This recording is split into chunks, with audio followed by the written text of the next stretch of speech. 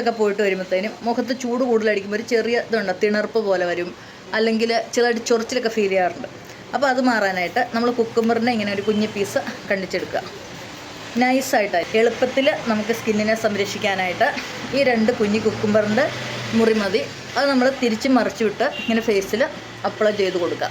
ഇത് നമുക്ക് ഒരു ദോഷവും ഇല്ല, നല്ല ക്ലീൻ ആൻഡ് ക്ലിയർ ആവും. അപ്പോൾ സ്കിന്നിന് പാട് വരാതിരിക്കും, ചുളിവ് വരാതിരിക്കും. അപ്പോൾ ഒരിക്കലും തണുത്തത് യൂസ് ചെയ്യരുത്. തണുക്കാത്തത് ഇങ്ങനെ 2 കൈ വെച്ച് നമ്മൾ യൂസ് ചെയ്യാം. വേണം ചെവിയിൽ കൊടുക്കാം, കഴുത്തിൽ കൊടുക്കാം. ഒടിക്കണ പോലെ ഞെക്കി കഴിയുമ്പം കുറച്ച് നീരും കൂടെ ഇങ്ങനെ വരും. ഞെക്കി കഴിയുമ്പോൾ അത് നമ്മുടെ കയ്യിൽ ഇങ്ങനെ മിച്ചമുള്ളത് കയ്യിലും കൊടുക്കാവുന്നതാണ്. നമ്മൾ പുറത്തൊക്കെ ഇറങ്ങി കഴിയുമ്പം നമ്മുടെ കൈയും പെട്ടെന്ന് അങ്ങ് ഡാർക്കാവും. അപ്പോൾ കെമിക്കൽ ഫ്രീ ആയിട്ട് നമുക്ക് സ്കിൻ എങ്ങനെ കറക്റ്റ് ചെയ്യണം. അപ്പോൾ നല്ല സ്കിൻ ഒന്നുകൂടെ നല്ല സ്മൂത്തായിട്ട് ഷൈനായിട്ടിരിക്കും. ടാനൊക്കെ ഒന്ന് മാറി നല്ല ഫ്രീ ആവാൻ നല്ലതാണ്.